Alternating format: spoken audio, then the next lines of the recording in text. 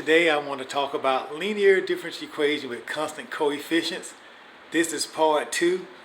I'm going to look at the non-homogeneous kind. And the equation I have selected is y triple prime minus 3y double prime plus 3y prime minus y equal to x minus 4e to the x. This is a nice non-homogeneous differential equation. To solve it, we have to get a particular solution as well as a solution to the homogeneous part of this equation.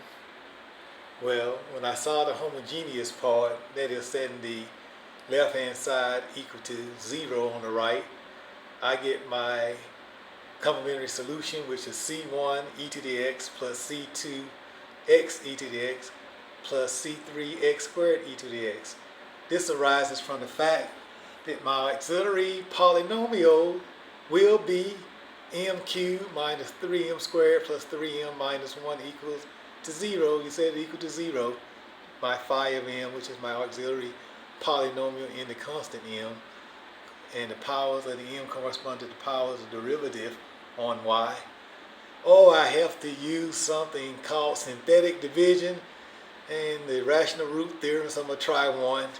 I bring down my 1, my coefficients I bring down underneath this little bracket sign like you do long division. So I bring the 1 down, I multiply that 1 by the 1, I get 1, and then negative 3 plus 1 is negative 2, and so on. I get a remainder of 0. So I know that m minus 1 is a factor, and the remaining polynomial is going to be m squared minus 2m plus 1, but that's m minus 1 squared. So my phi of m is really m minus 1 cubed, which means that I have a triple root. Hence the reason why I have to not just write c1 e to the x, but I got to distinguish the other two e to the x roots by increasing powers of x. Now I form my particular solution, which must reflect x minus 4 e to the x. But since e to the x appears in my complementary solution, I got to keep multiplying this term here to get something distinct in my particular solution. So I multiply by powers of x until I realize I need an x cubed e to the x and a constant times that. So my y sub p is going to be ax plus b plus cx cubed e to the x. That's because I already got e to the x term, x e to the x term, and an x squared e to the x term in my complementary solution. I take the different derivatives of y of p, as I've done here. I substitute all these derivatives expressions back into my original differential equation, and I find out by doing some linear algebra that my a is minus 1, my b would be minus 3, and my c turns out to be negative 2/3. So my y sub p winds up being my particular solution, negative x minus 3 minus 2/3 x cubed e to the x.